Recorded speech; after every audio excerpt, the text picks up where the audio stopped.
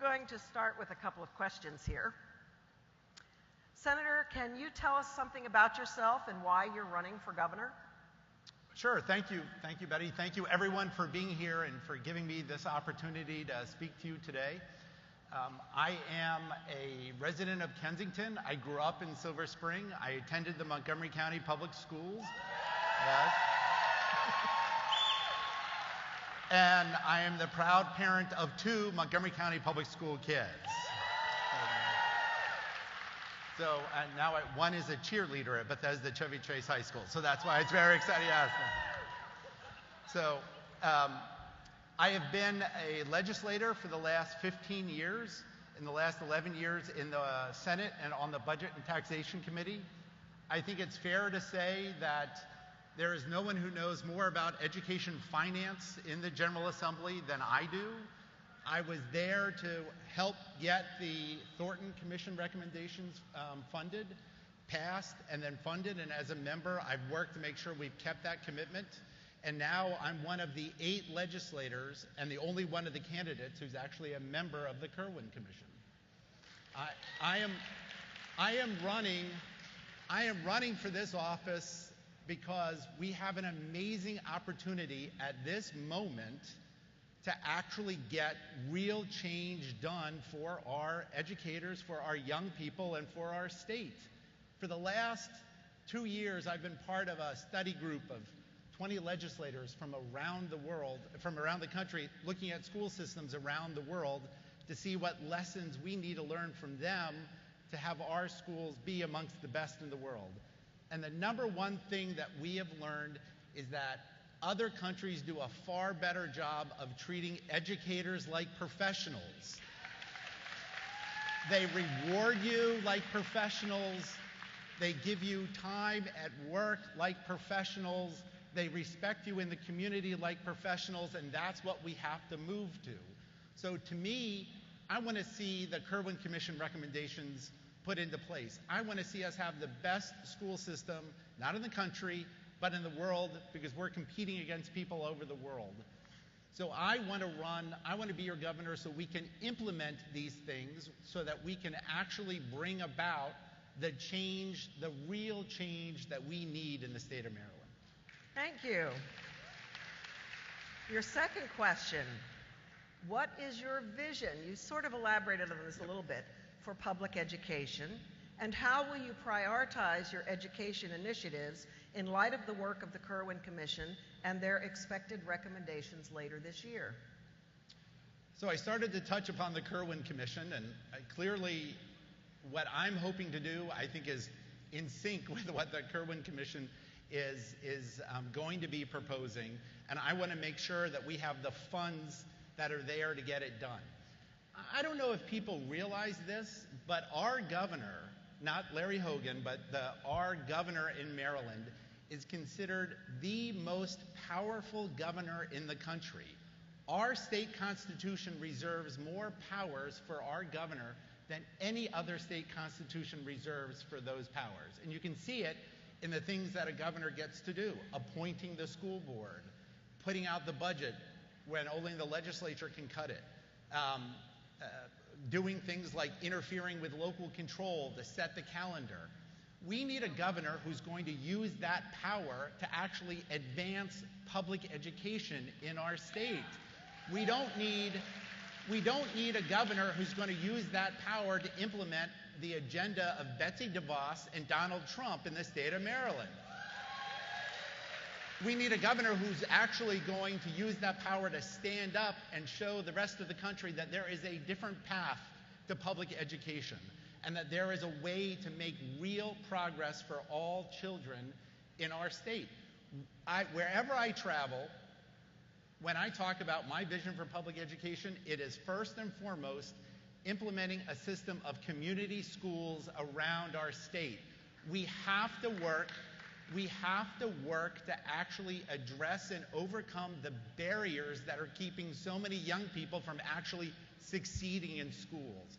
We cannot expect you as educators to fix every problem that a child is bringing with them to school. It's got to be a partnership with other parts of the community in other parts of government. So I want to see strong community schools.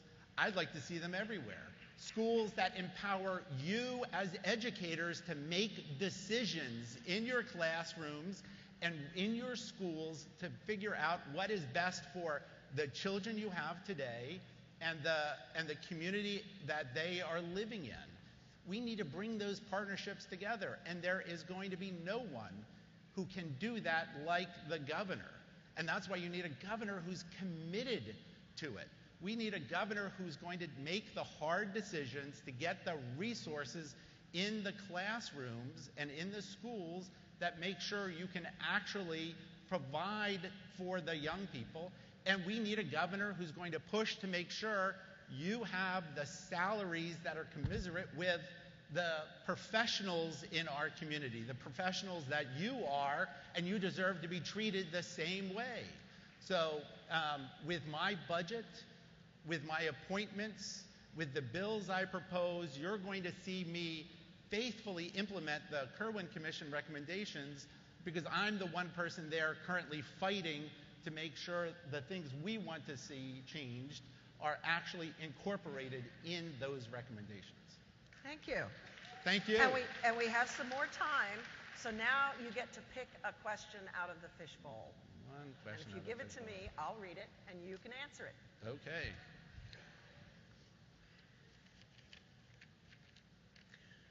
What education idea isn't discussed very often that you wish was talked about more? So I think what we don't talk about enough is your schedules every day. What is fascinating to me, what is fascinating, that when you look at school systems around the world and you compare what your day is like as a teacher in an American classroom and what a schedule is like for a teacher in a classroom in another highly performing country, whether that's Singapore or Japan or Finland or Canada, it is completely different. Most teachers do not spend the level of time in front of a classroom that American teachers do. Because I'll use an example. I'm not a lawyer, but when you think about lawyers don't spend every day in a courtroom before a judge. They prepare for court cases, they deal with them afterwards. That's how you get to be a good attorney. We need the same thing with teachers. We need to figure out how we can break apart the day so that you have more time to work on planning, to work in teams, to work individually with students, to work with figuring out the data that we've been collecting on every young person, but not letting you use. I mean, when you think about it, we have a legacy school system. We have a school system that was designed decades ago to mass produce young people for a mass production economy. And you all were designed to be the cogs at the front end, just turning them out. And in fact, interestingly, if you look back at it, it's in its roots, it's quite sexist. You're going to have women on the front end doing the hard work and men on the top directing you. And we were going to say, because we still have a school system that's based upon women being fired when they got pregnant or getting married, so you were going to churn through women. We don't live in that society anymore.